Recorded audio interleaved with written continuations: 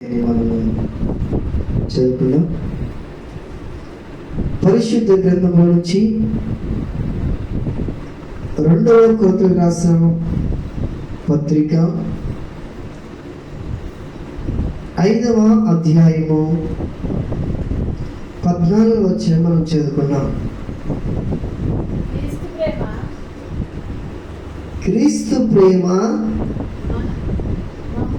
మమ్మును బలవంతము చేయుచున్నది, ఏలయనగా అందరి కొరకు ఒకడు మృతి పొందను కనుక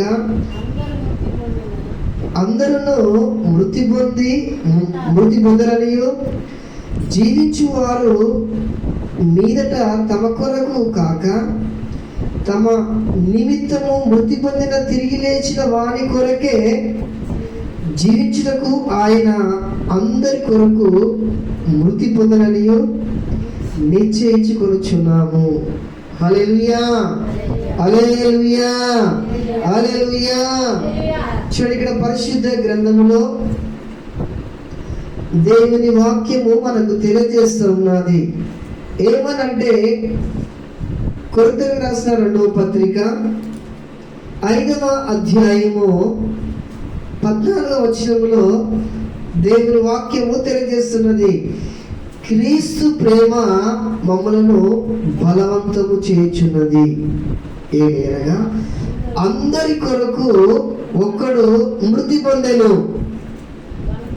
చాలు, చూడండి, అందరి కొరకు ఒకరు మృతి పొందెను. చూడండి, ప్రపంచంలో ప్రజలందరి కొరకు ఒకడు యేసయ్య ఏం చేసిందంటే తన ప్రాణమును బలి చేసిన దేవుడు అతడు. అందరి కొరకు యేసయ్య ఏం చేసిన దేవుడు అంటే తన ప్రాణాన్ని బలి చేసిన దేవుడు అతడు. ఆయన రక్తాన్ని కార్చిన దేవుడు అతడు. మన పాపముల నిమిత్తమై లేదా మన అతిక్రమాల నిమిత్తమై అతడు కల్వరి శిలువలో తన ప్రాణాన్ని బలి చేసిన దేవుడు అతడు. అంత మాత్రం కాదు, 1 దెబ్బ 40 దెబ్బలు మన కొరకు అతడు భరించిన గొప్ప దేవుడు అతడు. శిలువ మరణమును లేదా నిందలు అవమానములను ఆయన భరించిన గొప్ప దేవుడు అతడు.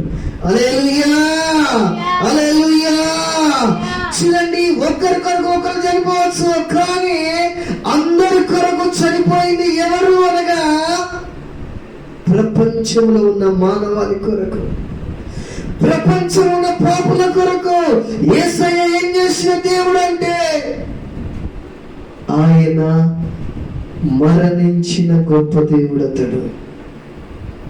హల్లెలూయా, హల్లెలూయా.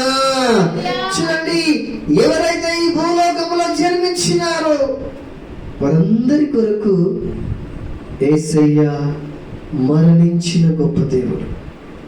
ప్రతి ఒక్కరిని కూడా దేవుడు ఏం చేయాలనుకున్నాడగా నీతిమంతులుగా తీర్చి ఆయన రాజ్యములో చేరాలనే యొక్క ఆశ దేవునికి. హల్లెలూయా, హల్లెలూయా. చూడండి, ఆయన మృతి పొందింది దేని కొరకు అంటే పాపులమైన మనము నీతిమంతులుగా చేసాం కొరకు. పాపులమైన మనల్ని ఆయన కల్వరిలో కాచిన రక్తము ద్వారా విమోచించి పరిశుద్ధపరిచి, అంత మాత్రమే కాదు, ఆయన వాళ్ళని ప్రేమించిన గొప్ప దేవుడు అతడు. అందుకొరకే వాక్యంలో ఏముందంటే 14వ వచనం చదువుకున్నాము. క్రీస్తు ప్రేమ మమ్ములను బలవంతము చేయుచున్నది. దేని కొరకు? ఆయన మరణమును ప్రకటించడానికి కొరకు, ఆయన పునరుద్ధానము ప్రకటించడానికి కొరకు, లేదా ఆయన శక్తిని ప్రసరింపజేసేది కొరకు. ఆయన ప్రేమ బలవంతం చేసేదిగా ఉంటుంది. ఏం చేస్తుంది? బలవంతం చేసేదిగా ఉంటుంది. చూడండి, ఇక్కడ నువ్వు పడుకోగానే ఒకే ఒక్క మాట మాట్లాడి గుర్తు చేసిండు ప్రభు నాకు నిన్న. నువ్వు నిన్న ఫోన్ చేయలేదు, ఏం చేయలేదు, లేచి ఫోన్ చేయమని ఏం చేసినంటే గుర్తు. చాలా బలహీనం అయిపోయింది పరిస్థితి తీవ్రంగా. అయినప్పటికీ లేచడానికే మంచి శక్తి ఆల్రెడీ వచ్చేసింది. అంటే చూడండి, ఇక్కడ దేవుని ప్రేమ వల్ల ఏం చేస్తుందంటే బలవంతం చేసేది ఉంటుంది. దేని కొరకు? మందిరానికి వస్తాని కొరకు, లేదా ప్రార్థన చేస్తాని కొరకు, లేదా వాక్యాన్ని చదవడానికి కొరకు, పాటలు పాడడానికి కొరకు. దేవుని ప్రేమని ఏం చేస్తుందంటే బలవంతము చేసేదిగా ఉంటుంది ప్రేమ. యేసయ్య ప్రేమ మనకు చూపెట్టిన దేవుడు కనుక అతడు ఆ ప్రేమ ఏం చేస్తుందంటే బలవంతము చేసేదిగా ఉంటుంది కొన్నిసార్లు. కానీ మనము దాన్ని ఏం చేయకపోతుంటే కొన్నిసార్లు గ్రహించలేని పరిస్థితి. హల్లెలూయా, హల్లెలూయా.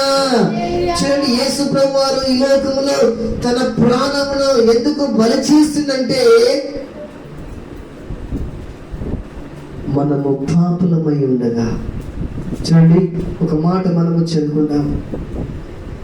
అందరి కొరకు యేసయ్య చనిపోయిన దేవుడు. మొదటి ఆదాము అవ్వల గురించి మనము వాక్యాన్ని మనం ధ్యానం చేసుకుంటాం. ఆదికాండము 3వ అధ్యాయంలో 9వ వచనం నుంచి కొంచెం మన వాక్యాన్ని మనము చదువుకుంటాం. ఆదికాండము 3వ అధ్యాయం 9వ వచనం.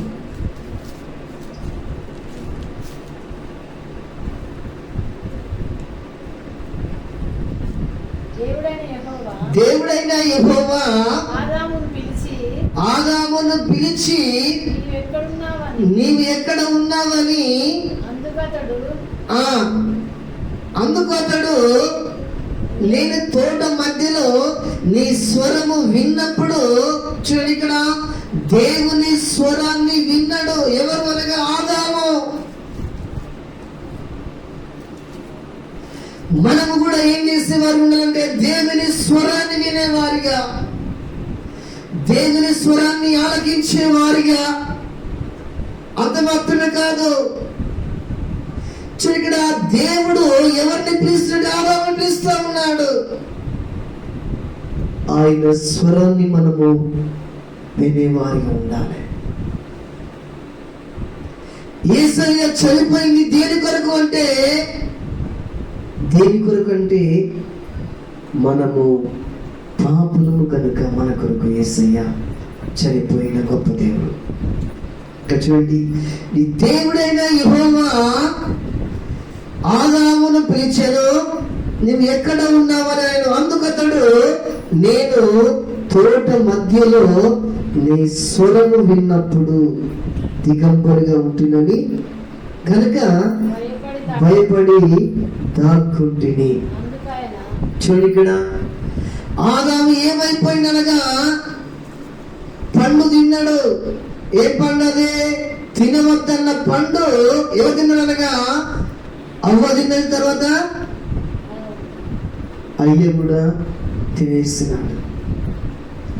అప్పుడు ఈ లోకములో ప్రవేశించినది పాపము. ఎప్పుడు ప్రవేశించినది పాపము? మొదటి కాలంలో ప్రవేశించినది.